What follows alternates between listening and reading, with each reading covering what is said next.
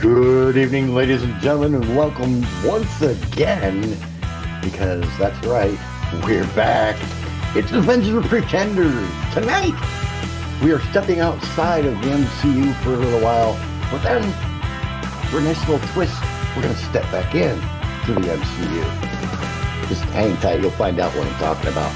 Sit back, relax, grab your popcorn, your adult beverage, or whatever it is you want to drink, and have some fun as we review the first 3 episodes of Obi-Wan Kenobi. Sully, it's all yours.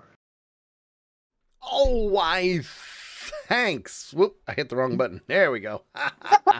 Hello, everybody, and welcome to Avenger Pretenders. Wow, it's been crazy. Crazy. We didn't get to do the show last week because, well, we had a lot of interesting things happen, behind the scenes, but we are here, and we are going to be talking about Obi-Wan Kenobi, not 1, not 2, but 3 episodes. Craziness when it comes to this. 3 good episodes. 3 really good episodes. Like, really good episodes. And, so much at once. I mean, the fact that, obviously Ewan McGregor is now back as Obi-Wan Kenobi, which he is probably the only one really qualified to be Obi-Wan Kenobi, because I can't think of anybody that would feel right in that spot. Yeah, well, you got to remember Alec Guinness played Obi-Wan Kenobi in the original trilogy. And Alec Guinness is also the uncle to Ewan McGregor. So really, he's like the perfect person for the role. He really is. Right. You can't argue with that. And even if you wanted to, why bother? Very true. Very true. In the end, why bother? Like, it's exactly that whole thing of, hey, he's the guy. He's the one to go for. And he does it so well. Oh, he does great. He really does. He does it so well that he is Obi-Wan Kenobi now. It's one of those things that was kind of like with White Knight. Where the person that they had playing the lead character was the perfect person for that role. Oh, yeah, I mean, absolutely. They cast that role perfectly. And I kind of feel that way about this one. Absolutely. And the cool thing about that is obviously, it's been 20 years since the prequels came out. Right.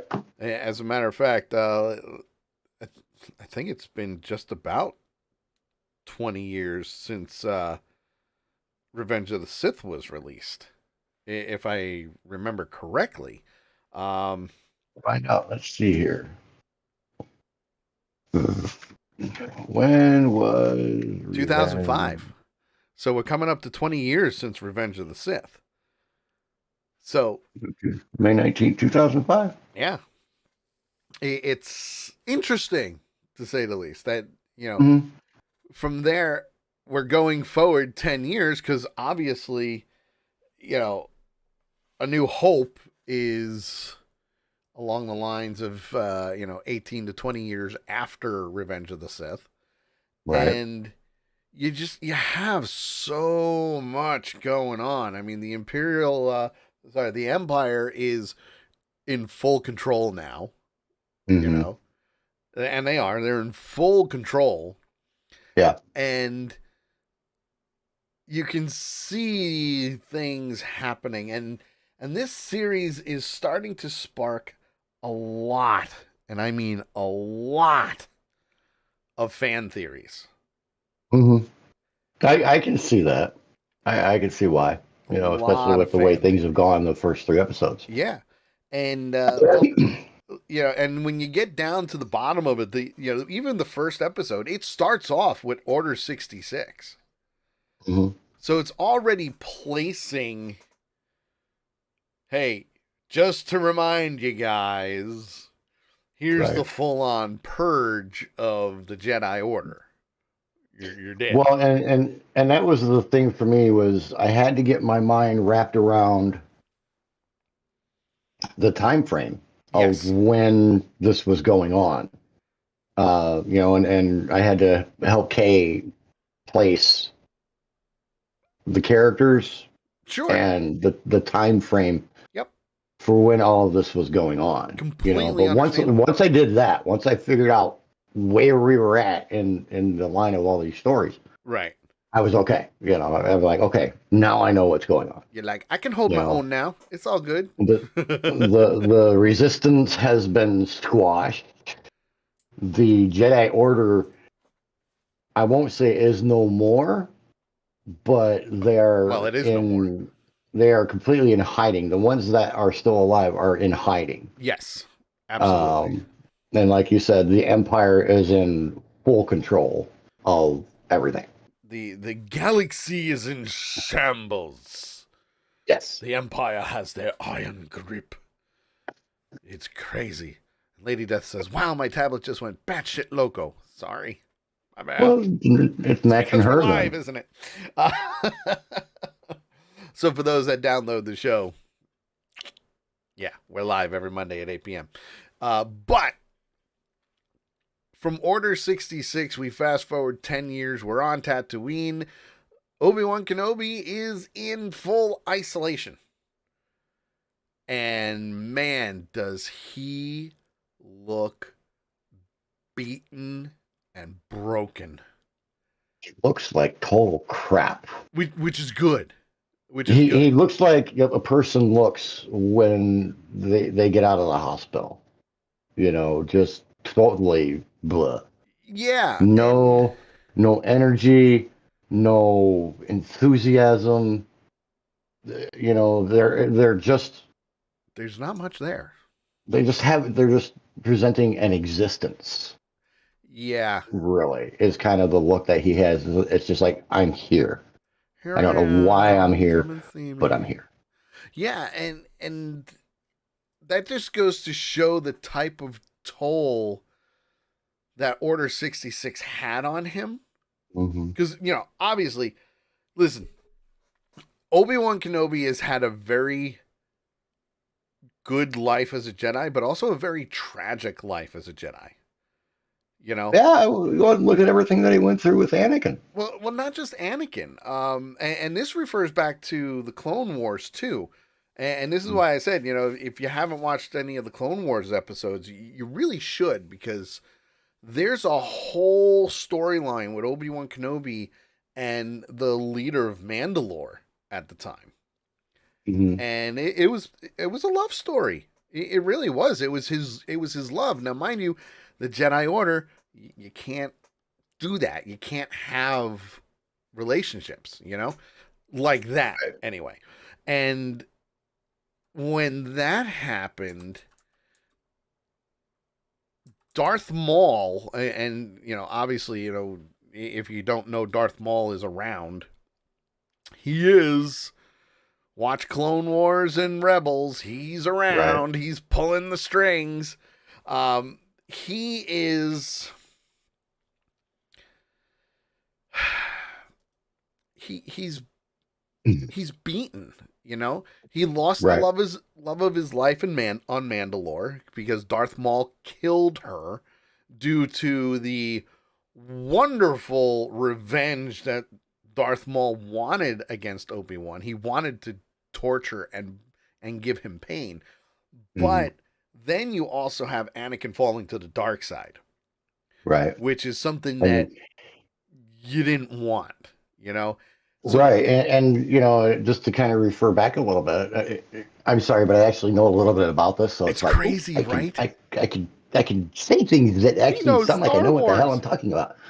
It's fantastic. That is part of the reason for the Jedi's not to have close relationships like that, like Anakin did with Padme, and Obi-Wan with Yes. the mayor and all that, because the loss of that person is the opening to the dark side.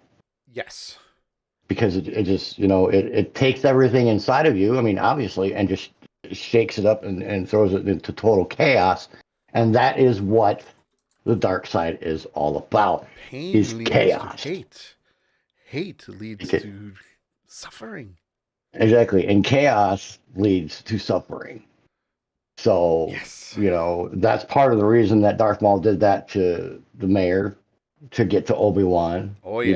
and those kind of things. So, and that's one of the things that I like about this, and that I like about most of the series that we worked with the Marvel universe, Sure. is everything ties in for a reason into something, Yes. And and that definitely does that here. and that's what I love about it, because now we're seeing Obi-Wan working as a meat packer. He really is.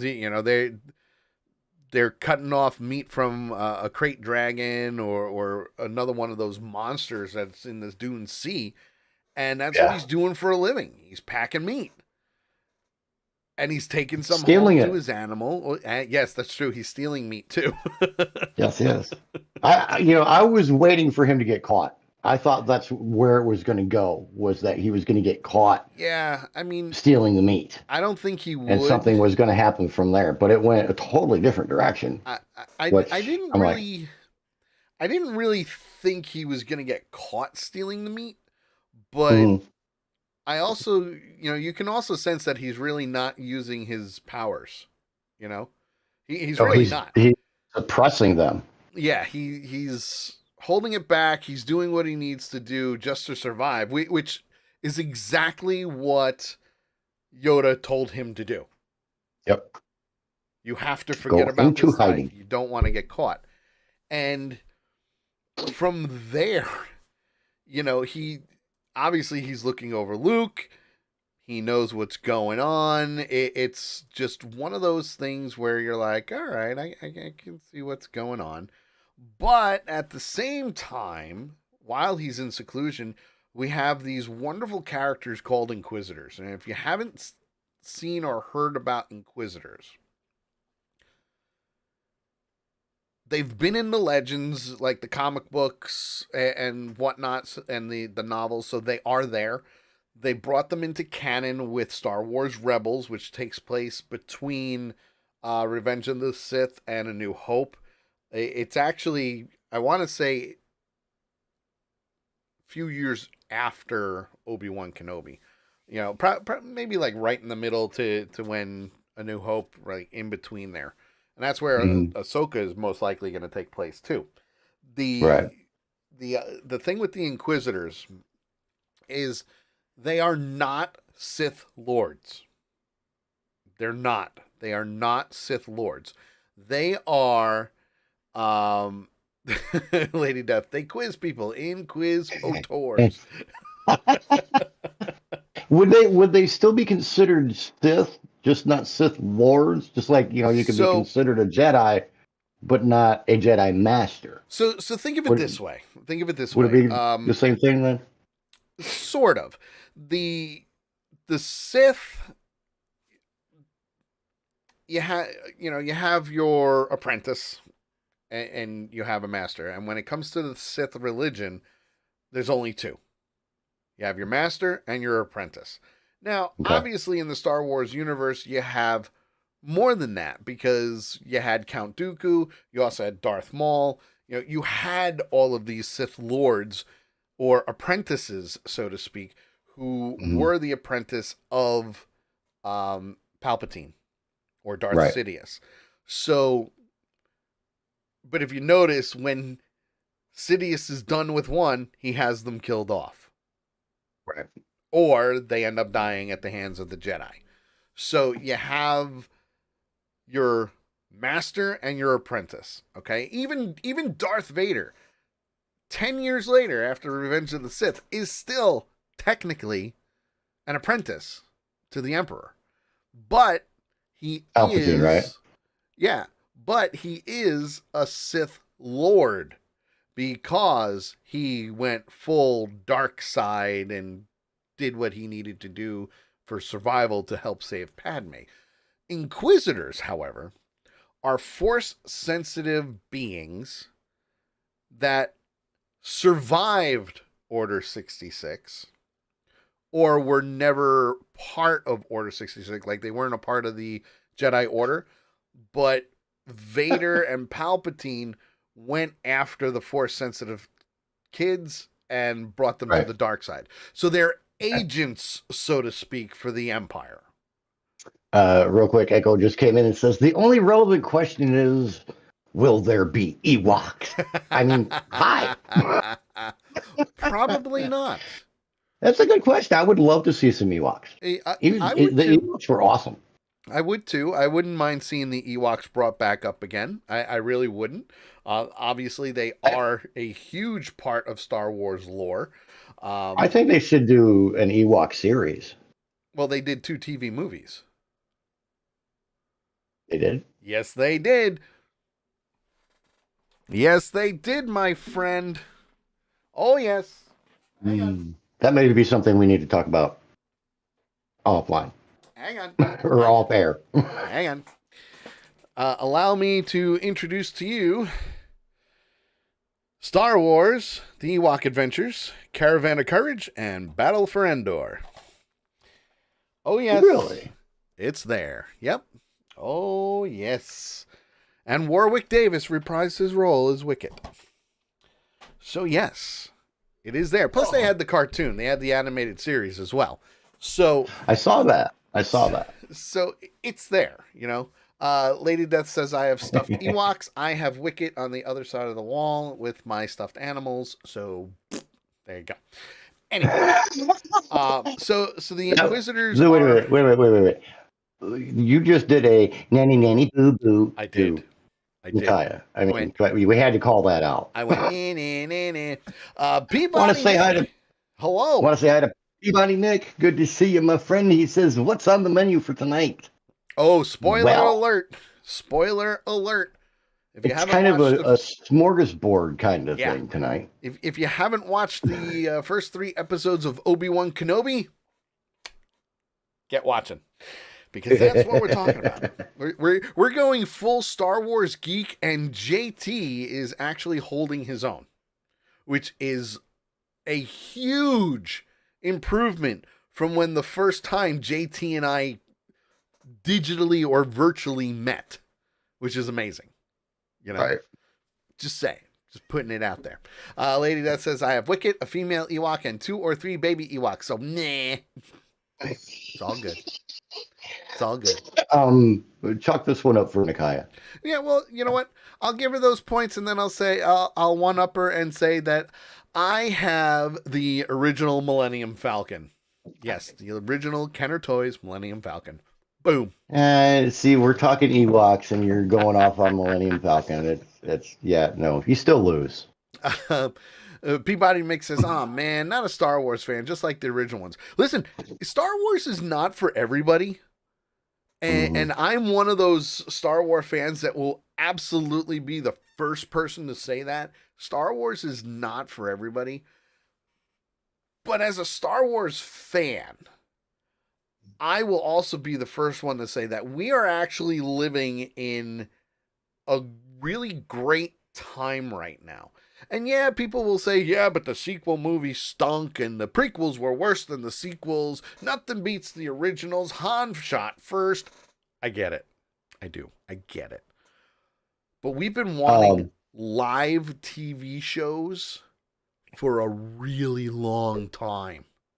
Yeah. Really long time. And we're finally getting it. Western Echo says, picture this. A new Disney World show extravaganza. The Ewoks versus Jar Jar Binks in a river dance-off. Oh, that would be interesting. That would be awesome. And the loser gets their arms ripped off by a Wookiee. Yes. And we'll even pick the Wookiee. Yeah. And it's not going to, believe it or not, for me, it's not going to be Chewbacca. Yeah. It'll be interesting. So with season 1, with episode 1, we have the Inquisitors on the hunt for any and all Jedi. They're searching planets left and right, and obviously they land on Tatooine. And with Tatooine, we've got not one, but technically 3 Jedi. Actually, 3 Jedi have, maybe 4 Jedi have been to Tatooine.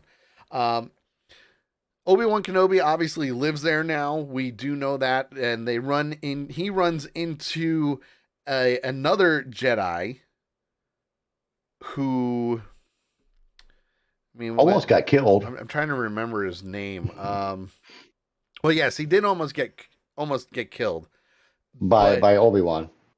yes, well, by Obi-Wan and a few others.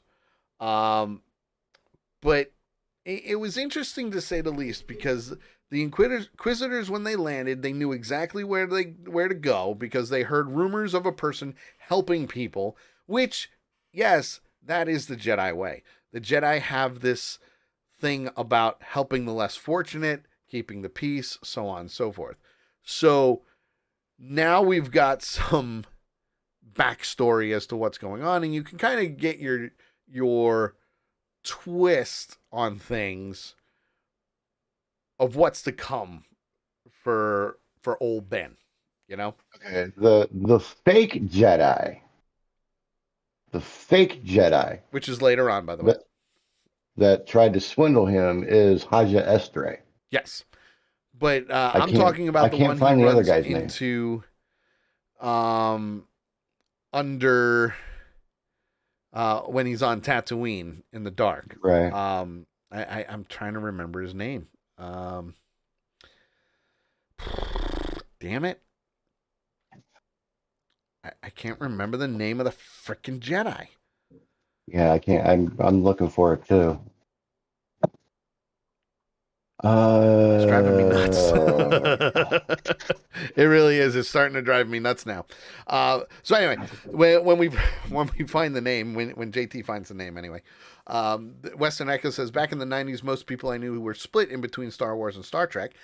True. I was both. I love Star Trek and I love Star Wars. I've got best of both worlds. So there you go. And Peabody Nick says, who would win in a fight, Boba Fett or Darth Maul? Well, when Darth Maul first met Boba Fett, he was a kid. So I'm going to say Darth Maul. And from there, if you haven't watched Clone Wars, which I'm going to assume that you haven't, Darth Maul is still around until a specific episode in Rebels. And yeah. Was it Nari? Nari? Was it Nari? A Jedi Knight who was a fugitive on the run from the Galactic Empire on Tatooine. I think it was Nari. Yep. Yes. Nari. Yes. So Nari, he's on Tatooine. He didn't even know Obi-Wan Kenobi was on Tatooine until he ran into him. And he's like, Master, we got to do something. You know, they're coming after us. Our lives are in danger. Mm-hmm. And you can see with Ben being so defeated, he's like, no, go into hiding. Walk away. Right. You have to walk away. And bury it. My favorite one was bury it. Go out to the middle of the desert and bury it. And bury your lightsaber and leave it all behind. Because that's what Obi-Wan did. And he did that under the instruction of Yoda. Go into hiding.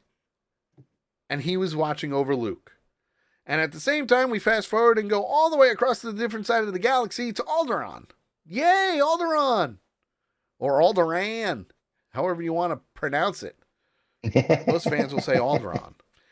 And we see a young Princess Leia at the good old age of 10. Yay. Good old age of 10.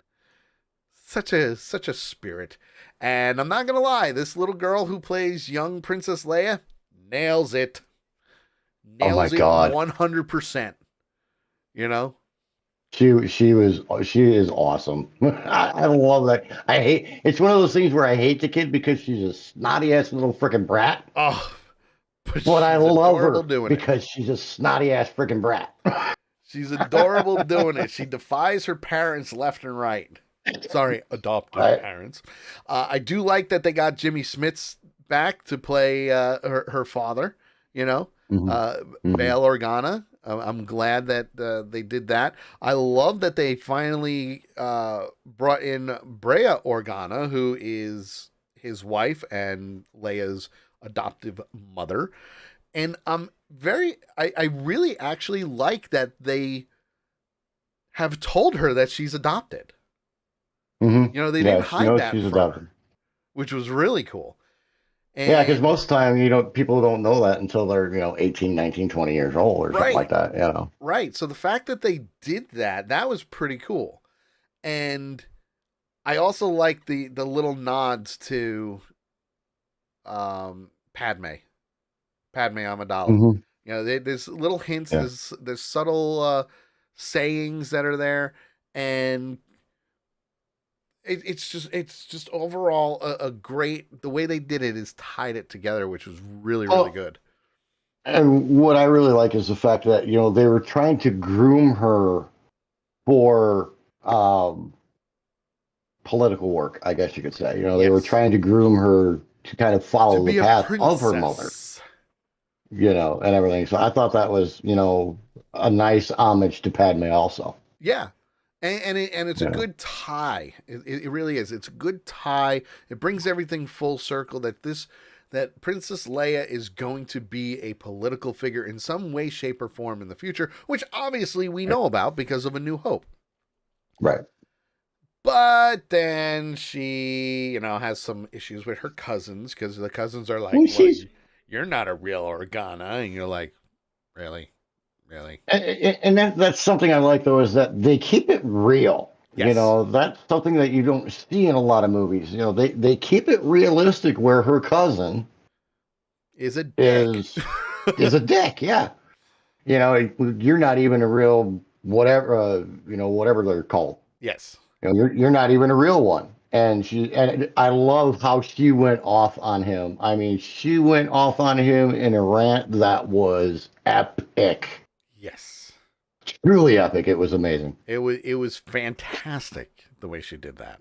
Hmm. And then of course they have that mother-daughter, father-daughter conversation.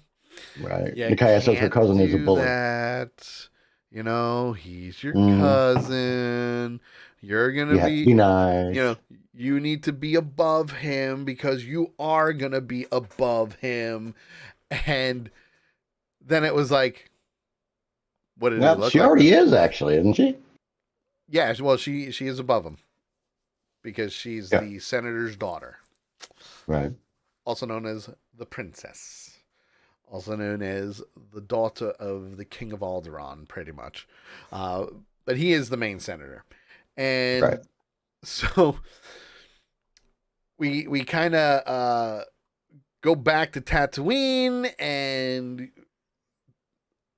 Ben gives Luke a present and gets a wonderful confrontation from Owen Lars, who is his uncle, Uncle and Owen. Uncle Owen basically telling him, "Stay the hell away. Just stay away. Not basically telling him, Stay away. exactly telling him, stay the hell away from him.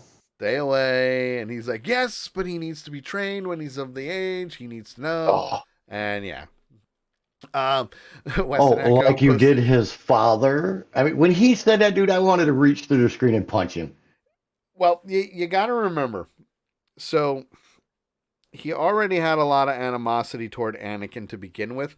One, because stepbrothers, Hmm. and two, because uh, according to him, Anakin is the reason that his mother died.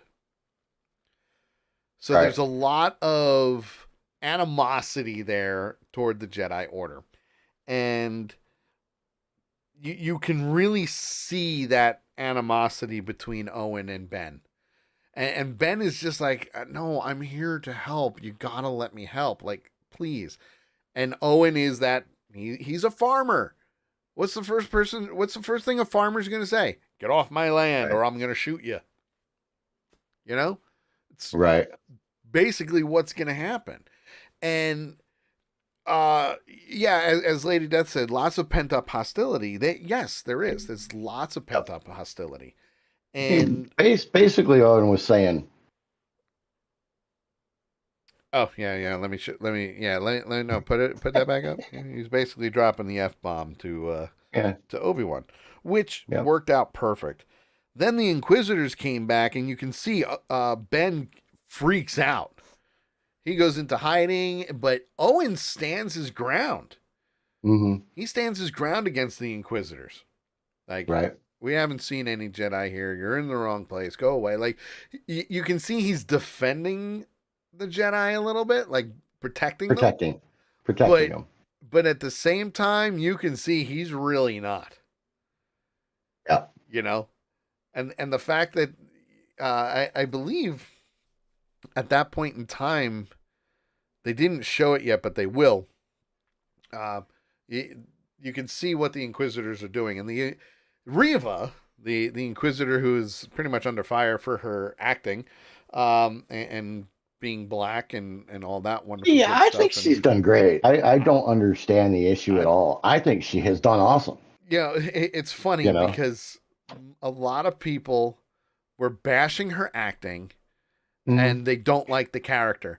And the first thing I If thought of was, that's a good thing because, oh, you're supposed to hate this character. and my thing is, if you're going to bash somebody for bad acting, of the three Inquisitors that we have seen, well, So four far. Inquisitors that we have seen to this point, Yep, so far. if you are going to bash anybody for crappy acting, go for the Oriental guy. He's Yeah. terrible. Yeah. Compared to her, he is freaking terrible. Yeah, but that's also his character. Yeah, You know? but I mean, if you compare it to me, when you compare Right. those two characters, she's a hell of a lot better than he is. Oh, hands down. You know, sister down. number 3 or third sister. Sorry. Yep, third sister. Lady Death, isn't she supposed to not be liked anyways? Yes. Exactly. That's the point. Listen. So, you know, she's playing the part perfectly because apparently, and the thing is, you know, obviously Ewan McGregor went on social media, posted a video saying, well, listen, if you're doing this hate just because you think it's funny or anything, then you're not a Star Wars fan. Star Wars is such a diverse universe that who cares? Listen, I don't care if Jabba the Hutt was a freaking Jedi or a Sith, you know? And Lady Death says, I think she is killer. She is. She's kicking doing a ass, job. man. I mean, I hate her character, but I love it. Right. I mean, she is playing that role, which is time. the power hungry third level management person. She is who wants the number one spot and knows how to get it. Yep. And you got to remember, when a Sith deals in absolutes, what happens? Most of the time, a Sith will turn on their master and kill them to become the master. Yep. So you have to keep an eye out on that. Will that, obviously it won't happen with Darth Vader because we know what happens with Darth Vader. And if people think that Obi-Wan Kenobi is going to get a second season, you know what happens already, people. But anyway, from there you can see they're bullying the townspeople. Owen is standing up for them and others, clearly. And once they leave, Ben says, you know, thank you for not revealing that I was around. Thank you for that. And I didn't do it for you. Yeah, that was the best thing. He says, I didn't do it for you. And we all know who he did it for. He did it for Luke because he knows Luke is force sensitive. He knows. Obi-Wan told him time and time again. And then from there we go back to Alderaan, and Princess Leia decides to escape the party, so to speak, and she gets kidnapped. Right. Oh boy, kidnapping, never a good thing.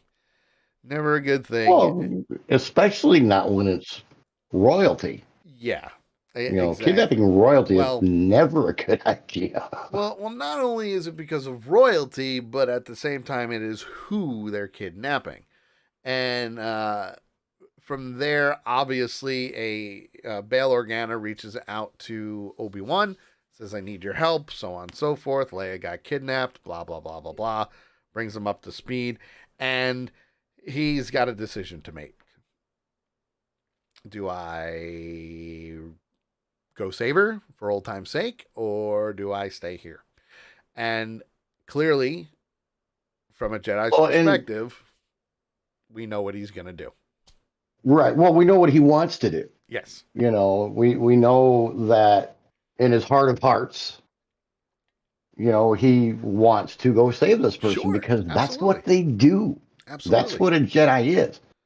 They are heroes. But going back to what we were talking about at the very beginning of how beat down he was. Oh, he was so beaten. And, you know, it really shows here. And he's, you know, we're at the point where Lando comes and visits him, which, by the way, I love his security system. Bail, not Lando. Bail. Bail, sorry. I love his security system. Yep. But, you know, he actually comes and visits him, which, I mean, come on. Really, this guy's going to sneak into Tatooine and everything else. But he comes and visits and says, you have to help. You got to. And he's sitting there. I can't. Well, I'm not the person I used to be. I'm not the person you used to know. Yeah. I mean, he is 10 years. I can't really. There's very few characters that I could think of in movies that I've seen that have been that beaten down to where they just can't. Yeah. And, you know, which. And from there, you know, it's funny. I mean, obviously, as the viewer, we're all saying, well, yeah, we know he's going to do it, you know. Mm-hmm. But at the same time, Bail Organa flat out says, you are the only person that I can trust with this. Yep. Because of the background. And he's right. He's absolutely right. He is the only one that you can trust. He's the only one that would really put that he would know would put every bit of their heart and soul into doing this. Yeah, absolutely. And from there, and this is where I find things pretty weird, but at the same time, I understand why they did it. So as we were watching the first episode, Christy says to me, how does he remember exactly where his lightsabers are? You're muted for some reason. I was just going to do something I needed to mute because I didn't want it to be broadcast. But yeah, it's a very good question, and the thought popped in my head too. Like you're in the middle of the Dune Sea. How are you finding this? Well, they know exactly where it is. They have the lightsaber is a part of them, you know, and they know how to find a kyber crystal, which is in their lightsaber, which powers it up and does whatever it needs to do. And when he gets the lightsaber, that's when he heads over to the spaceport and basically makes his decision. Well, are you going on or no? Are you going to come on or no? What's the deal here? You know, and the other thing is, he also sees, what's his name? Crap, I forget his name again. Nari. Thank you. He sees Nari hanging from a noose. Yes. Which kind of basically makes that mind up for him of, yeah, you know what? I need to go and do this. You know? Yeah. Question. Answer. Or I have an inquisition for you. Ooh, I see what you did there. You like that? I do. Yeah. He didn't just dig up one lightsaber. He dug up two. Yes, he dug up two. One is his. And one is Anakin's. That's what I wanted to know. I was thinking that, but I wasn't, because I don't remember him actually picking up Anakin's lightsaber after he defeated him. Yeah, because no, he I have the high ground. He picked it up from that fight. Okay, I didn't see him do that. I didn't remember him doing that. I'm actually in the process of rewatching Revenge of the Sith. Actually, you're like, damn it. Well, and part of it is to help Kay too, to get the timeline down and to know what happened before, which led to what's happening now, kind of thing. Absolutely. So So all in all, because we do have 2 more episodes that we got to do, and we got to do it quick. Right. What? How many lightsabers would you give this episode? I'm giving it 4. Ooh, I'm giving 4. it 4. I mean, and yes, there is a love of Star Wars that's probably playing into that a little bit, but I try to keep that neutral. Uh huh. Um, there was a lot of information, a whole lot of Oh information yeah. that was given in this episode. Oh yeah. A lot of background Um, stuff, but also a lot of lore that mhm. came And you know about. how much I like that, Yeah, well, yeah, because you it's a know, good recap for guys like you, and it really definitely. is. Lady Yeah, Death says 4 lightsabers for her. She's giving her yeah. 4 lightsabers, It, and it was a good episode. It had a lot of information in it. It had a lot of lore in it. It had a lot of tiebacks and tie forwards and it had everything else in yeah, it. it was done So very well, it very was well. done really well, and I enjoyed the episode. I really did. And I'm gonna give it 4 lightsabers as well because like JT said, a lot of stuff in there. A lot of Star Wars legend stuff that's now coming up to the forefront. And I've been saying this for the last couple of series, even Mandalorian and Book of Boba Fett. Mhm. I've said, hey, they're bringing all the stuff from the that were legends Right. in quotation marks, and Mhm. basically saying, "F you, Disney, we're using this." Like, Right. and don't get me wrong, the books and comic books, depending on what's what, even George Lucas said that they're not canon, you know, but Right. there's so much history from those books and novelizations and comic books and everything else like that that they can bring in and make it Right. canon. Will that happen with the next 3 movies? I don't know. They may recon, some of those movies, but who knows? Who knows? So Either way, it now, leaves you in a good spot. It leaves you looking forward to the next episode because, me, I'm sitting there going, okay, come on, Ben. You know, I understand you're beat down, but, pull your head out your ass. Being a Jedi yeah, is kind of like riding a bike. Once you get back on the bike, you remember how to do the stuff. yeah, and So. and even for them, for force sensitive, I get it. I get why they're holding back. I do. Yep. And this leads us into episode 2 because even in episode 2, he's still kind of holding back his force powers, but Hmm. he does find where they're holding Leia, where they've Yep. kidnapped her to, and Right. it's on a planet called Dayu. And Dayu is kind of like I don't want to say it's a gambling planet, but it's more along the lines of the mob, so to speak. Like it's a lot of scoundrels. It's think Moss Isley times 1,000. Gotcha. There's a lot of bounty hunters. It's There's a lot it's of an old poor. time Vegas, Yeah, like I and would an old time Vegas. think of it this way. Lady Death, unsavory clientele. Huh. That's Yeah, that's a good savory. way. It's a good way to put it.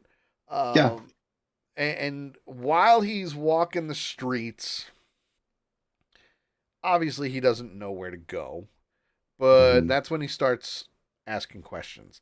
And as he's walking around, he comes across a homeless clone trooper, which I thought was amazing that they put Yeah. them in there because Yeah. if you guys haven't been watching Bad Batch, Bad Batch is right after Order 66 and on, which it's phenomenal right now. Season 2 comes out later this fall. With the Bad Batch, they're basically weeding out all the clone troopers. So where are you going to put them all? Where they're either back in the world living and having children or whatever, or they're in this case homeless. But the cool thing was the clone trooper was from the 501st Legion. You can see it on his helmet.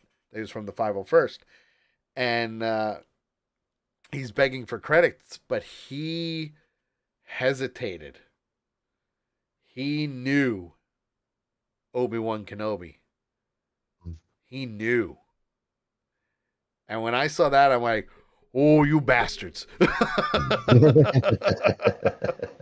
Like, come on, this is great. They're tying in the clone troopers too. This is amazing. Yeah. And yeah, obviously, Ben being Ben drops money into the helmet, and two stormtroopers are walking by, and they brush up against him, and he goes, whatever. But this was a cool cameo, and if you didn't notice the cameo, aside from the clone trooper, they designed it that way. The girl, there was a girl that comes up to him offering him spice. So for him in Star Wars, spice is basically like a drug. Okay, it's coke, it's crack, it's meth. Basically. Yeah, but it can be used for different things too. They also use it in certain fuels and so on and so forth. Right. But it's pricey. It's pricey. Well, it's a rarity. And they set the feel for the planet and the environment of the planet, because that's the first person that he had any interaction with was that girl. Yes. Asking him if he wanted spice. And so they set the feel for the environment of this planet right off the bat. Right off the bat. Drugs, crime, you name it. And yes, the Empire's there, but this is all the stuff that happens in the shadows. And the cool thing is the girl is actually Ewan McGregor's daughter. Nice. So that was I thought that was a pretty cool cameo. Just because it was father-daughter working together. Most parents will say that they love working with their kids on movies, so on and so forth. I thought it was cool little Easter egg that they did that. But from there he asks about, if someone was to be kidnapped, who do I go talk to? And by the way, I'll buy your red spice. So stuff like that. But in this case, she felt bad for him, so she gave him some of the spice that kind of forget. This will help you forget everything, because once they're here, that's it. They're gone. So now we're into not just kidnapping, drugs, but now we're into trafficking. Yep. Human trafficking. Not even child trafficking, just human trafficking. So that's when he gets into finding a boy named Jaco. Very nice young lad. Yeah. Who says, notices that Obi-Wan is a Jedi because of his lightsaber. Yep. That was the thing. He just does not try very hard to hide his lightsaber. I mean, he flashes it when he passes the ticket taker to get on the ship to go off the Tatooine. Yeah, like, dude, but he covers it up. You need to hide that a little better. Yeah, he covers it up. But the thing is, I mean, that's hanging from his belt. So for him, he just has to just remember to just keep covering it up, and he'll be fine. And if you notice that, he does that throughout the episode. But that's where he comes up to Jaco, and Jaco says, "Well, I know a Jedi. He helps people." Yep. Great. That's fantastic. And then we have Haja Estri, who leads a human woman and her son, Corrin, into a courtyard. Yep. Now, there's some theories on Corrin, but we're not 100% sure if it is him. But it would be really cool if it was. Corrin Horn is from Carillion. From Corellia. And he was force sensitive, obviously. And his first appearance was, what was it? I think it was Fate of the Jedi, if I remember correctly.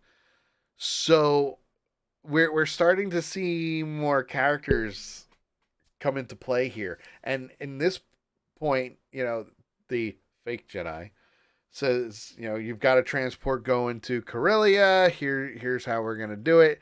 And I'm like, oh no, is that Corrin? No way. Is that the Corrin? I'm like, whoa. So Jedi nerd, Star Wars geek here.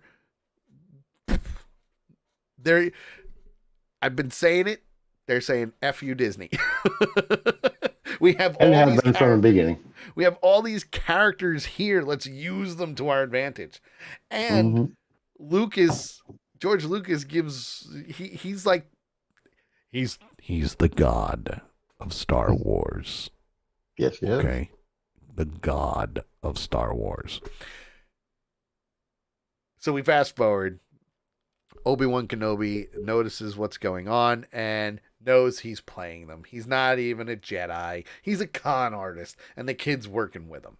Okay, so we see that, but he gets them off of the planet, which is good. Yes, he, makes them pay a ridiculous amount of money, but he tries to do that with Obi-Wan as well, and Obi-Wan's like, not happening. No fishy for you. So he tries to do the whole, yes, I'm a Jedi, turning on the lights, turning them off, waving his hand around, and Kenobi goes, no. Here's your remote, and these are done by magnets. Thank you very much. Have a nice day. Now I'm going to pull my gun on you and point it at your head. Which, again, for a Jedi, is very uncivilized. Jedis don't use guns, just so you know. Unless you're Luke, then you'll use a gun. Or Leia, then you'll use a gun. But comes to him as a fraud, and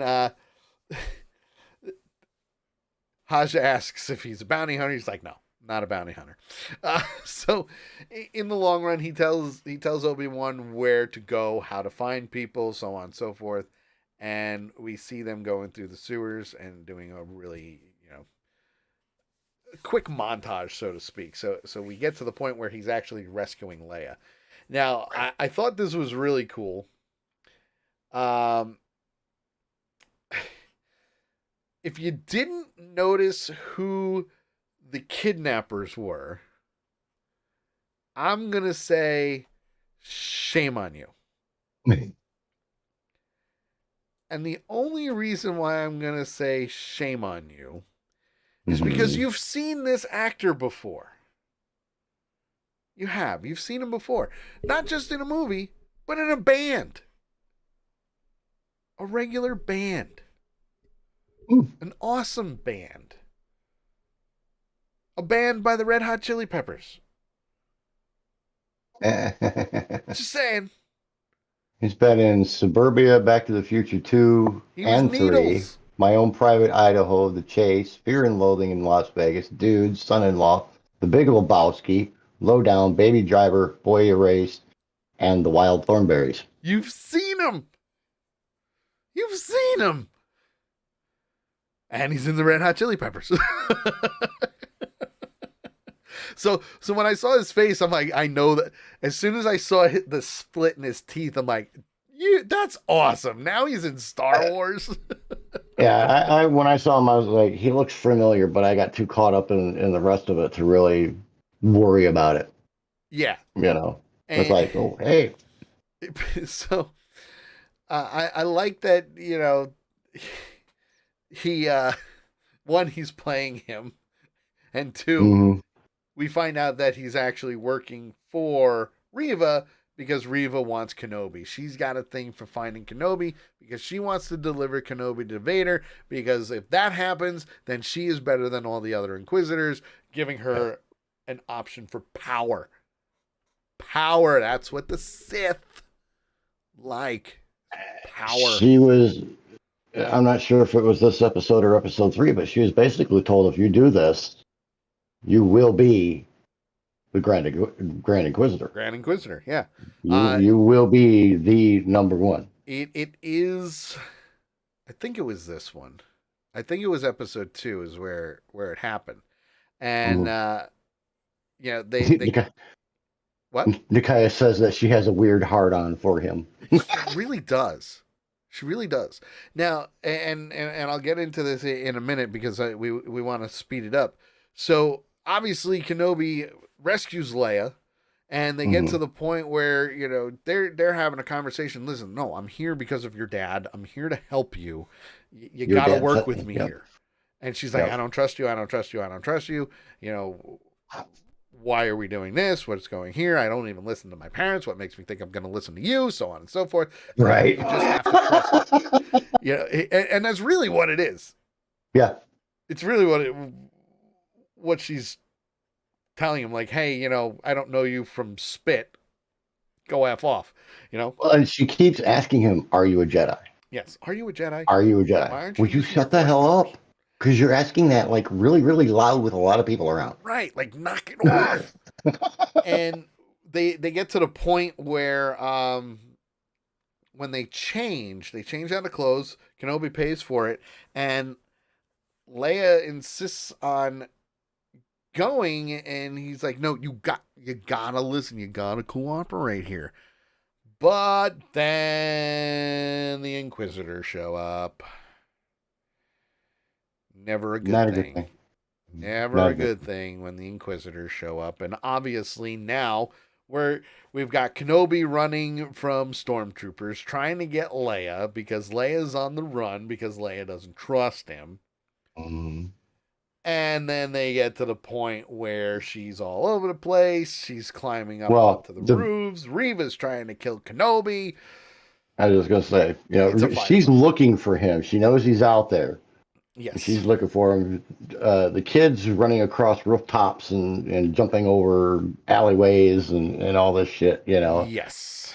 And Kenobi's Absolutely. like, "What the fuck, man?" Like, come on, man. And you can kind of see in Kenobi's eyes when Leia was running away and he finally like got to the point where he was about to get her back. Mm, And the firefights happening on the rooftop. Reva's now chasing down, and we see Leia go over the top, and you just see Kenobi kind of do a oh shit. yep. I was hoping not to have to do this. Uses the force, saves her from falling down, meets up with her and everything, and we get to the point where uh, was it Rika, right? The Mhm. fake Jedi Rika. He unlikely ally, so to speak. The Right. unlikely person that, hey, you know what? You're not alone, dude. We understand you're a Jedi. You're not alone. We're here to help. It's happening. It's happening Hard whether to you like trust it or him. not. You're Yeah. involved. So he gives Kenobi instructions to go to the spaceport to go on a ship that is unmanned that will get them to where they need to be. It's a cargo ship. And Right. from there, Reva does a mind probe on him because she's questioning where he sent Kenobi. And he's like, I'm a Jedi. I'm a Jedi. Hey, I'm a Jedi. No, no, you're not. And she pulls the information from his brain. And we've seen that before. We've seen that in the Force Awakens. We've seen it in Rise of Skywalker. So we've seen that type of thing before. I believe we've Right. also seen it in Clone Wars too. So new force powers are starting to come up again. And I don't think it's going to be the end either. I think we're going to start seeing more and more force powers from like the video games and the novels come into TV shows, which is going to be awesome. So from there, they're on the run again. They're trying to get to the spaceport, and Kenobi tells Leia, "Go to the ship. I will be right behind you." And Reva is hunting Kenobi in the cargo bay when the Grand Inquisitor shows up. Hmm. And the Grand Inquisitor, This blew my mind. well, it didn't really blow my mind. But I kind of saw it coming. But the Grand Inquisitor was basically telling Reva to knock your shit off, let Kenobi go, walk away, and everything will be fine. And she stabs him, and kills him. Well, actually, at that point, he told her, "I will be the one to bring Kenobi in. Yes. And that's when she stabbed his ass. Yep. So the Grand Inquisitor is now dead. But then she keeps talking to Kenobi and tells Kenobi that Anakin is still alive. And freeze frame. And we just see this camera zoom in on his eyes, shocked, and then he's using the Force, and sure enough, you see Anakin's eyes. He's in a bacta tank. He's doing what he needs to do, and then it goes right back to the ship, and they get off. They get away. They get away, and Kenobi just, well, Vader's awake. He knows you're around. He knows you're alive. He knows, and now he's going to come after you. Yeah, he's going to come after you. A lot of ties to the Star Wars of old. A lot of cool new things. Yeah. I'm loving the way they're handling the Inquisitors. I really am. So this episode, what would you give this episode? You know what? I have to give this one 4.5. Ooh. Why? The action at the end. Oh, it was amazing. The shock of the realization for Obi-Wan that Anakin is still alive. Yeah. Oh yeah. The whole fight chase scene was really, really good. I liked the back and forth. I liked the conversation. I liked the chase. Yeah, the chase was great. And everything. So I have to give it a 4.5. Yeah, I really do. All right. I mean, I'm still going with a 4. I am. So I'm still going with a 4. I thought they probably could have done a little bit more with the fake Jedi. You know, for him it was more of a hi, here I am type of thing, which is fine. I get it, but I think they could have done a little bit more with him. I think it would have. It actually would have taken away from the story, though. It might have, but at the same time, I'm not 100% sure.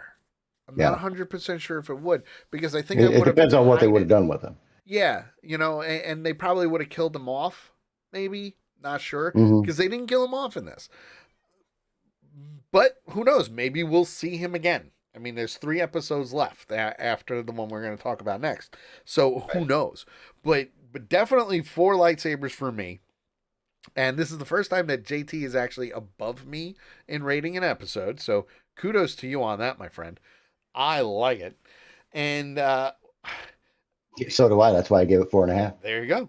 The other thing is, you know, I saw articles on some fan sites and stuff like that where these people just don't get it when it comes to Star Wars. One of the articles that I saw was Obi-Wan Kenobi and Darth Vader's relationship was completely changed by Disney and Star Wars. And I'm like, what? So as I'm reading it and I'm going through, they're like, oh yeah, he knew Anakin was alive. I'm like, no, he didn't. No, he didn't. The last he saw of Anakin, he was on fire.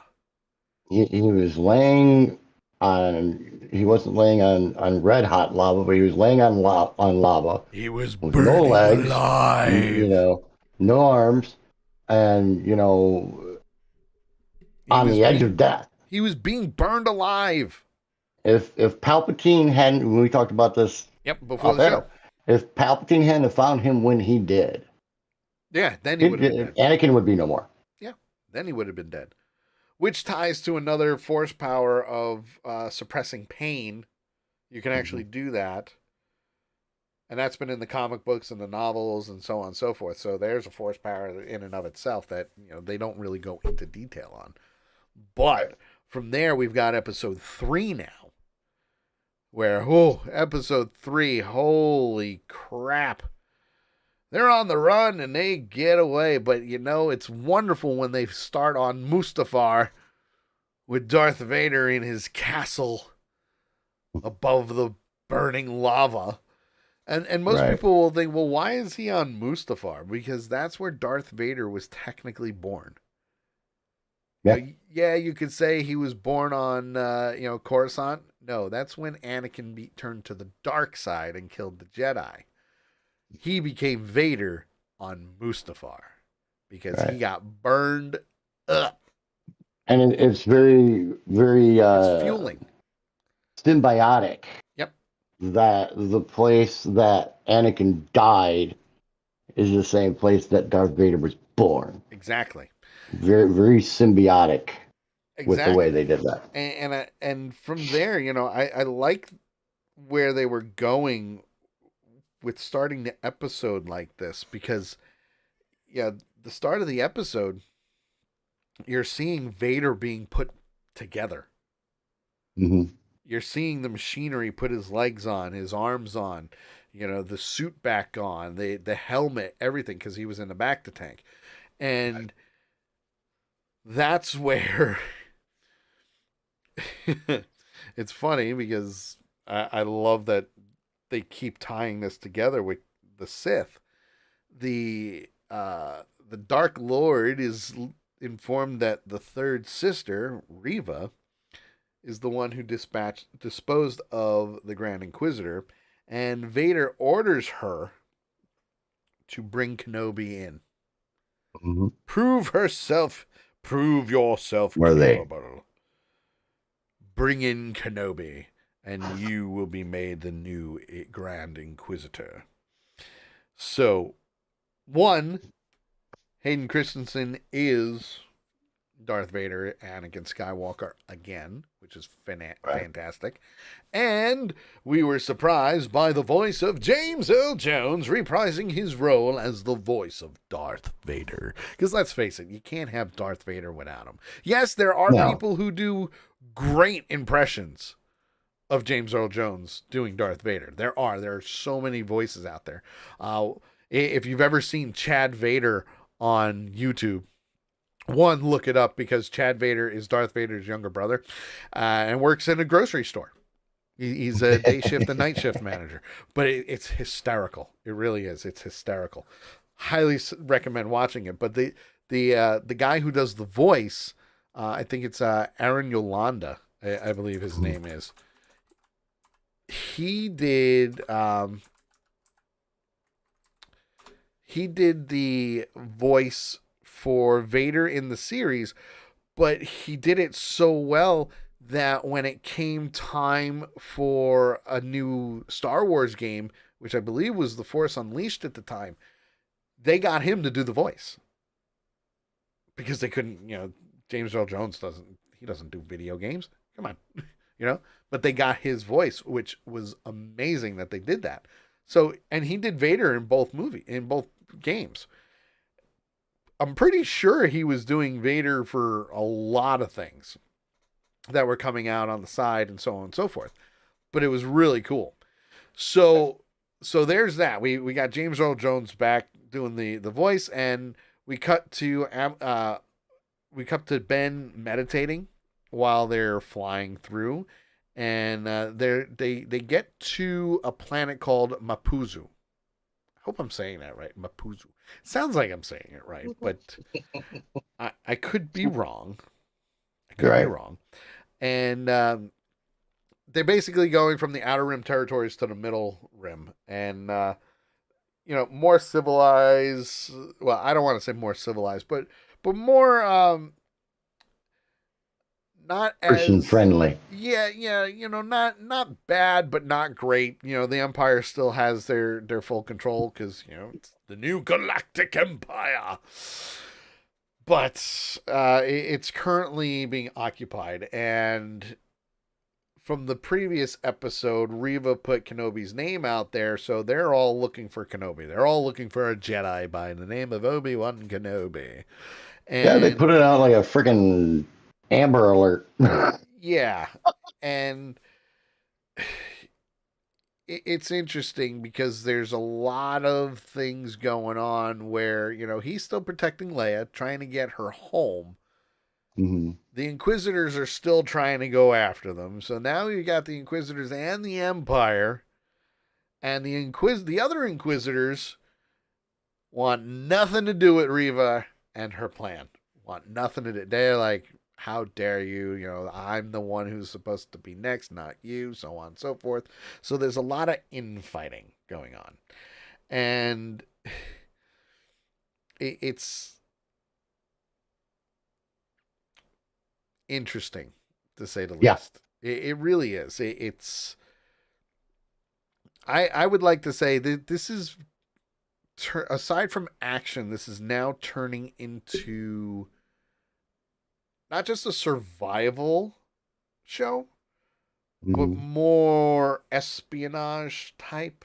You know, like, hey, we got to stay under the radar. How do I do that with a kid who's got a big mouth and doesn't shut up? You know, And but doesn't listen. I mean, first of all, that girl, like I said, that girl is amazing, Yeah, she is. absolutely amazing. This, I have to give credit where credit is due in the like the last series that we did with Moon Knight and with this Mm-hmm. series here.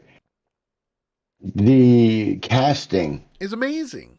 has been freaking more spot on than I think I have ever seen. Yeah. So So, so we get to the point where they reach Haja's rendezvous point, but the contact isn't there. There's nobody right, there, and from there they walk. They just start walking in a direction, and they meet an alien by the name of Freck. And at the same time, I'm like, wait, his name is Freck? Did I hear that right? right, Like, I did a double yeah, take. Like, you heard it right. Freck was a very nice guy. Very Mhm. nice guy. Yeah, we're trying, we got turned around. We're lost. My name's Luma, and this is Orden, and, we're doing what we need to do. Fake Breck's a aliases. nice guy, but it turns out that he is an Empire sympathizer. Yes. And I think that's more for his survival than anything. I And think so too. they get to a point where they pick up some stormtroopers on the way, and they're having a little chit chat. Little chit chat with Obi-Wan and Leia. They're telling the whole story of how they lost her mother and all A that little good stuff. inquisition going on here. Yeah, and Again. it, it's funny because Ben Ben actually says Leia while they're talking, and they're like, "Wait a Mhm. minute, we thought your names were this and this." Right. Leia was her mother's name, and then he starts telling the story of her real mother. Because let's face it, that story he was talking about to her, to the stormtroopers, that was Padme. He was talking about Mhm. Padme, hands down, no questions asked. Well, and they tell you that Yes, if you're going to tell the tell a truth. lie that is as close to possible as real life as you can make. Yes, absolutely. And that's exactly what he did, and it got them out of the situation they were in. Yep. So they were, once they got to that point, the stormtroopers like, see you later, bye, hasta la vista, and they're like, all right, this is us, and they Just move don't on, stop. and they get to a point where they're at a checkpoint, Mhm. and lo and behold, we see a wonderful Imperial probe droid. Ah, it was good to see those back, but not really. It surprised me when it came around the rock face. Yeah. I'm like, hey, I know what that is Yeah. Yeah. because they were on the ice planet. Yeah. It was great seeing it though, but Yes, yes. that's Nice tiebacks to movies that haven't happened yet. yeah, well, no, not necessarily because they did do that. They use them quite a lot in the Clone Wars and Rebels True, TV shows. true, true. So it is there, Right. and it's canon. So it's, hey, let's make a robot. Here you go, done. But they get to the point where they're at the checkpoint, and now the probe sees Obi-Wan's face, and he shoots it before it can transmit anything out, and starts taking out all the stormtroopers all at once. One at a time, but very quickly. One at a time, and he's just doing his thing, but he's flipping them, he's kicking them, he's shooting them, he's doing whatever he needs to, but he never turned on his lightsaber. Never turned it on. Then And shit hits the fan again because just as he dispatches all of them, what happens? another Uh, transport shows up Another, yep, with with troopers on it. stormtroopers, and all of a sudden they all die.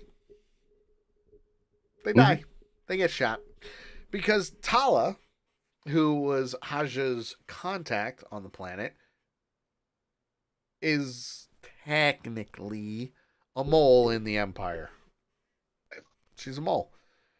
And we find out why, which is really cool because now she brings the two of them to a nearby town and basically in hiding. She's going to smuggle them out. She's going to smuggle them out of there, which is great. She has been doing Oh, underground work for force sensitive characters ever since she found out the true reason of the Empire, and even though she works for them, the she way turned they on them. classify her is a disillusioned Imperial officer. Yes, a disillusioned Imperial officer. I'm glad you Do you know brought that what up. other shows this lady has been in? No, what? Game of Thrones, Ah, Game of Thrones. The Canterbury Tales, Rome, Luther, Torchwood, Human Target, Paranoid, and Carnival Row. Torchwood. That's where I've seen her from. Torchwood. I love Torchwood.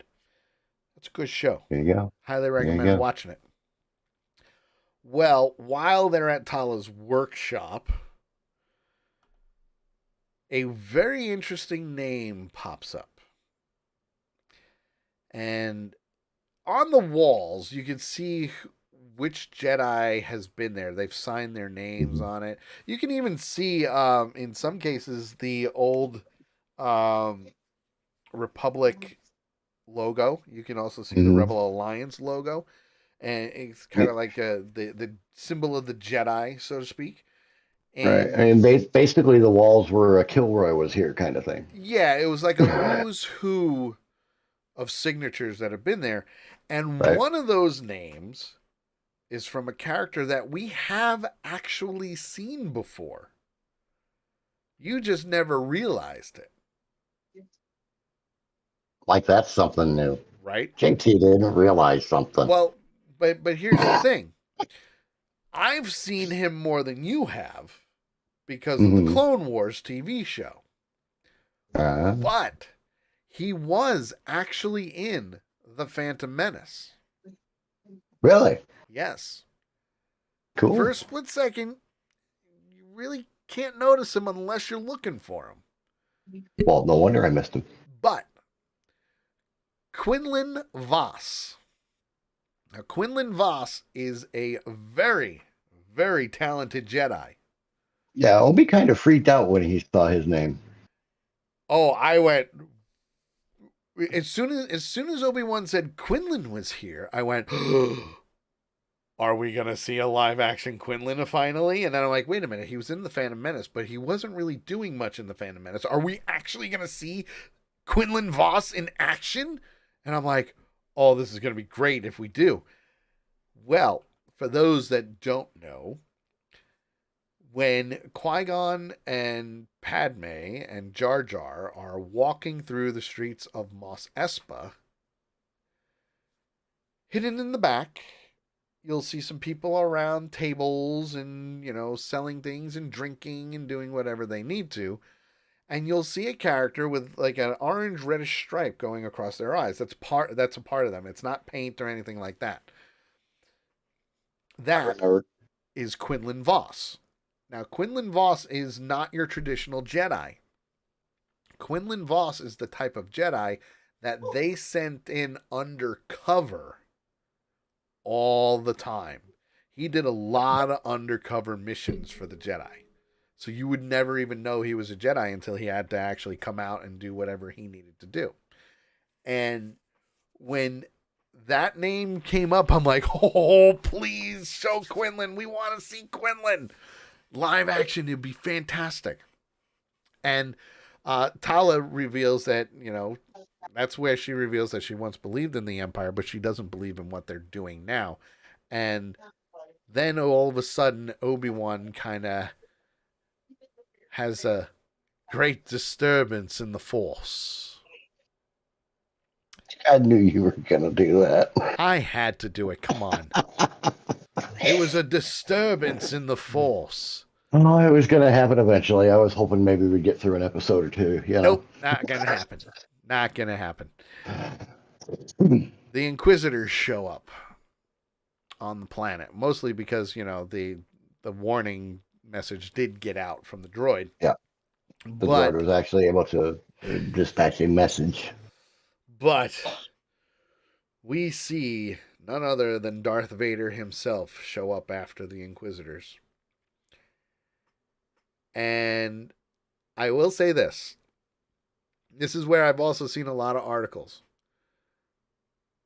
Darth Vader is not what he used to be. I'm like, what? What do you mean not what he used to be? Some articles, Darth Vader did not, the new Obi-Wan Kenobi show does not do Darth Vader justice. And I'm like, time out. They just freaking brought him in. Time out. Well, that's the thing. Now, mind you, and the reason why I say that is, listen, when A New Hope came out and Obi-Wan and Vader were fighting, Alec Guinness could not do the moves that a Jedi would be able to do at a younger age. Okay? That's just why the fight was not really the greatest sword fight ever. Okay? It wasn't. Sorry, Star Wars fans, all you diehards out there like me, that was not the greatest Jedi lightsaber duel ever. It will never be. Because of Alec Guinness's age when it happened. Well, and that's the thing, okay? He hasn't practiced his powers. He hasn't 10 years. Done any training or that kind of thing to stay fluid and active and all those kind. I mean, I'm sorry. We'll go back to the riding the bike thing. If you haven't ridden a bike for 10 years and you get back on a bike, you're going to be wobbly for a while. A little wobbly. Happened with me. You can't get away from it. So when the man hasn't had a freaking fight in 10 years, and all of a sudden he's fighting a freaking Sith who was his protege. Yep. Who's very powerful. Who he thought was dead, who he thought he killed. Yeah. Who's powerful to begin with. Yeah, you're not going to be the smoothest guy in the world. Right. You're not. Plus he's trying to lead them away from Leia. But the fact that they said that Obi-Wan Kenobi does not do Darth Vader justice. Now, mind you, in the comics and in the novels, Vader is deadly. He's psychotic. Yeah. We know he's psychotic. We saw him killing Jedis in Revenge of the Sith. He is a bad guy. Okay? But he was young. He was a freaking teenager, 20, 25 at the most. Right. When that happened. But you had 10 years, and, the majority of that time spent in the freaking Bacta tank. But not even that. Not even that. Because as he's walking through the town and people are freaking out, he grabs one person, throws them against the wall with the Force, and snaps their neck. Yep. With a twist of his wrist. Yep. Tell me he ain't still a badass. You're going to tell me that pissed. You're going to tell me that Obi-Wan Kenobi series did not do Darth Vader justice? Bullshit. Because when he did the Force push on that person and snapped his neck, I went, oh. I did too. I didn't cave and reacted to that one. Well, from there. And just real quick, I have to say this. These people that are saying shit like this are the people who aren't happy unless they're bitching about something. God, it's horrible. At that point, there wasn't nothing to bitch about when it came to Darth Vader. But you're right. Because he was Darth Vader. But you're right. It's absolutely 100% horrible. Because they don't get it. They don't. Right. They do not get it. Well, from there, Obi-Wan tells Tala to get Leia to the transport and get her off planet. Doesn't matter. I don't care what you do. Just get her off planet. She does. They go through the tunnels and they're doing what they need to do. Obi-Wan is now being a distraction and he's confronting Vader. Right. And oh man, is it that? How's that for a reunion, huh? Remember me? I love that he was hesitant to light his lightsaber.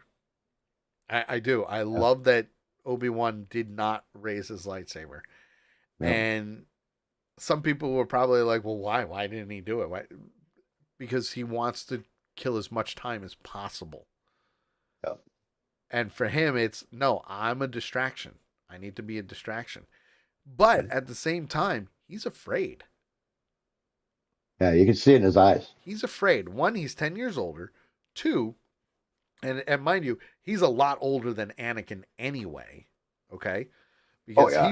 he was in his 20s when he was still a Padawan learner under Qui-Gon. He Right. became a Jedi Knight because Qui-Gon died. His master died and he killed a Sith. So yeah, that there goes the trials and boom, now you're a Jedi. But at the same time, while he's being a distraction and very hesitant to fight, he's running away from Vader. Leia convinces Tala that she needs to go and help him and that she would, she's going to go and do what she needs to do. And now we see a showdown between Vader and Obi-Wan. And he kicks the living shit out of Obi-Wan. He does. He kicks the shit out of him, which makes sense. He's got a Yeah. lot of pent up rage.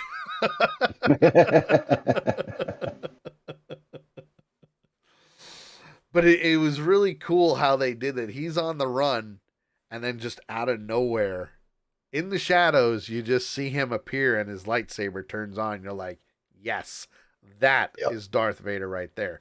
He Did you messes get a with his chill? foes. Did I get a chill? Yeah. Well, I didn't get a chill. I got goosebumps. Same thing. And it reminded me of Rogue One, where Yeah. where they revealed Vader and just in the dark with the clouds and with the Hmm. smoke and everything, and the lightsaber just ignited it. It reminded me of that. And I'm like, oh, I love those entrances. You know, Nikaya says, and holy shit balls. yeah, exactly. Holy That shit covers it. balls. Because let's face it, it was interesting. It was. It was. It was an interesting fight, and at the, I'm wondering if with everything that fell and he was being tossed into everything and then igniting the rocks and then putting Obi-Wan into the burning rocks.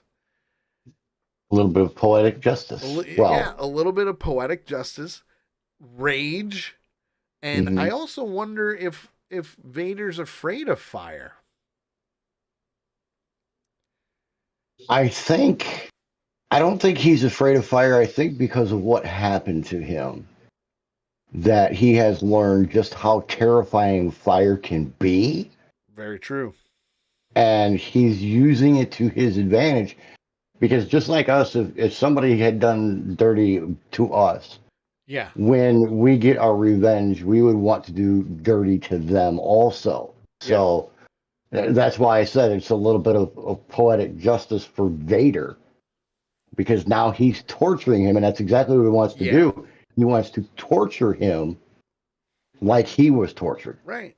And Lady Death says, I sure would be after burning alive. Absolutely. Absolutely. But we get to the point where the fight gets interrupted by Tala, who ignites the rocks, and her robot, or her droid, goes in, saves Obi-Wan, carries him off, and Leia is still on the run. Leia's Yeah. still going through the tunnels, and she finally gets to where the pilot should be, and we see the third Inquisitor, Reva, the third sister, Reva. Third sister. And she got there, killed the pilot, and Leia senses there's something wrong and turns around and runs back You're into not the the tunnel. pilot, are you? You're not the pilot, are you? Nope. No, Well, I am and not. something that I found really interesting to me, with Leia being as young as she is, knowing the situation, knowing that she's on a strange planet, knowing that she's trying to get on this ship to get off of the planet to get home and everything else, Yes. she still understands and tells Tala, I understand, go. Right. Because Tala had to go to save Ben. Well, So I found it really interesting that things went down the way that they did when it came to Tala and Leia in Yes. the tunnels. Yes, absolutely. And we get to the point now where the one thing you have to remember is Leia is still force sensitive. Yeah, She she just just doesn't doesn't know it yet. understand it. Right. She doesn't understand it. She doesn't know it. So, all in all, what would you give this episode? I want to know what you're giving it first. Ooh, all right. Well, I'm giving it a 4.5. So 4.5. 4.5 lightsabers. Absolutely. Mostly because of the way Vader destroyed Obi-Wan and used his memories of the past of burning alive to torture him. Mm-hmm. He was out for torture. Yeah. And that's like a cat playing with a mouse before killing it. It really is like that. And I'm sorry, but they made Vader Vader. Mm-hmm. Vader is a deadly killer. Nikaya is giving it 5 lightsabers. Ooh, 5. All right, I'm liking it. I'm liking it. Now, what about you, my friend? I'm sitting between 4.5 and 4.75. Ooh, sitting. Well, you And gotta pick for the one. same reasons, Gotta pick but one. also the fact that you have this major story going on with the fight between Vader and Ben, Yes. but the sub story of what's going on with Leia and with Tala. Yeah, absolutely. Because think back, she was chasing the Ben across the rooftops and doing all of that, and Yep. killing the Grand Inquisitor and all this other stuff, and they end it with Tala right there with Leia with the dead pilot. Yeah, which You was know, amazing. they left it on a great cliffhanger. Yeah, they really Because did. you can't tell me that since Wednesday you haven't been sitting here going, What's what's gonna going to happen happen? next? Is Tala going to grab Leia? Is Leia going to be able to get away? What's going to happen with Ben? How's Yeah. Ben going to get to safety? And all those things sitting in your head going, bubble, Yeah. bubble, toil and trouble. Well, and that's the other thing, and this is just another fan theory that's out there, which is a huge possibility, by the way. Mm-hmm. Riva. Now, a lot of fan theories are saying that Riva survived Order 66 as a youngling, which is a possibility because she was young, but Mm-hmm. she was one of the younglings that was in the council room that was hiding out. Mm-hmm. You only Very good see possibility because there was a little girl in there. that, well, there was a lot of them. There was a lot of them. But the thing is, you only see Anakin light his lightsaber. Yeah. You don't see him kill them. Right. So that's a possibility that those younglings actually survived. I will give you my prediction of what's going to happen. Oh, please. My prediction of what's going to happen is that the third sister Yep. is going to grab Leia, use Leia. I mean, it's an obvious storyline. I'm sorry, Oh, yeah. but she's going to use Leia to which she originally did in the start Bait. as bait. But now Ben is going to know that she has him or Yes. her, that she has her. So and he knows at the same time that Vader is right there Oh, yeah. and everything else. So it takes the original kidnapping to a higher level. I Yeah. think this week's episode is depending on what they do is probably going to be a 5 for me. It'll be interesting to say the least.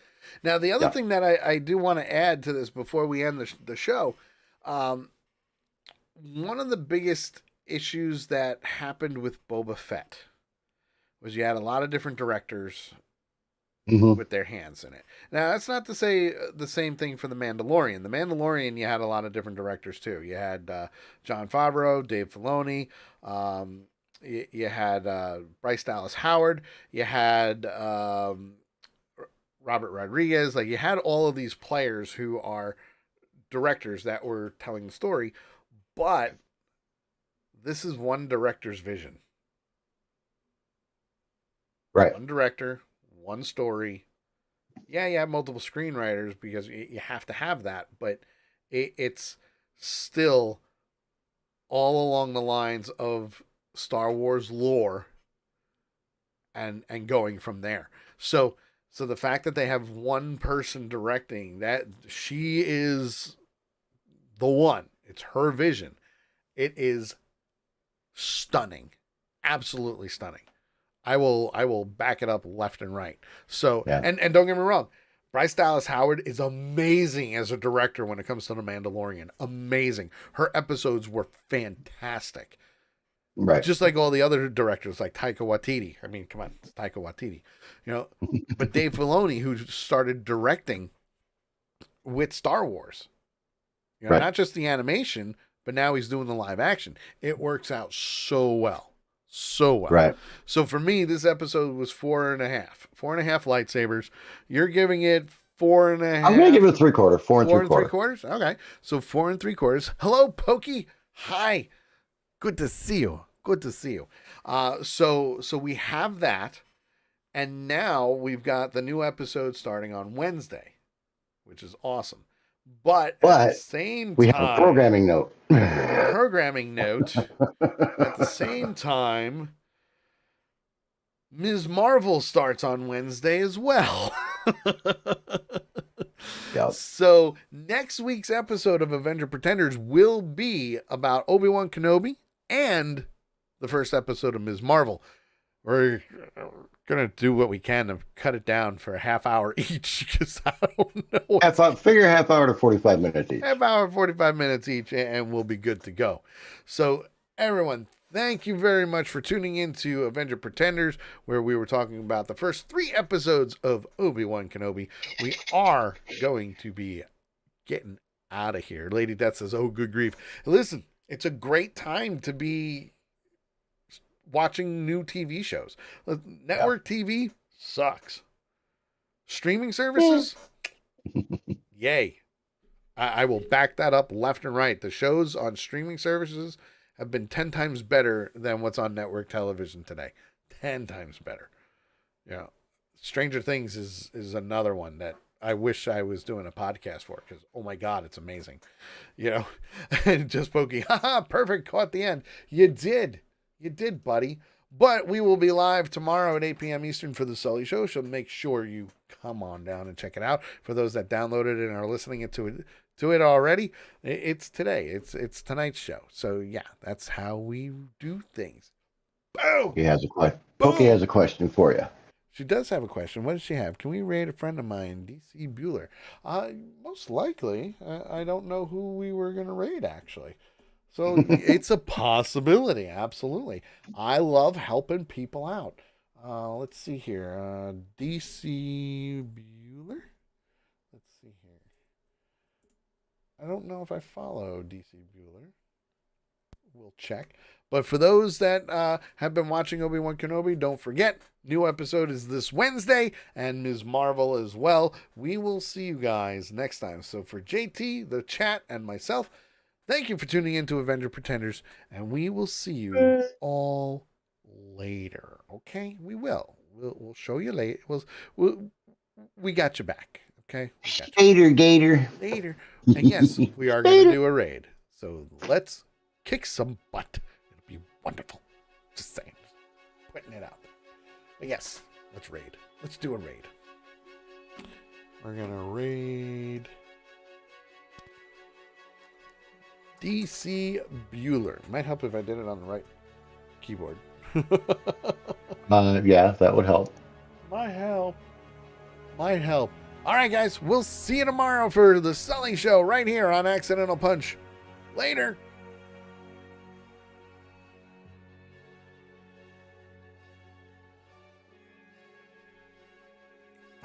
4, 3, 2, 1. Let's raid. Boom.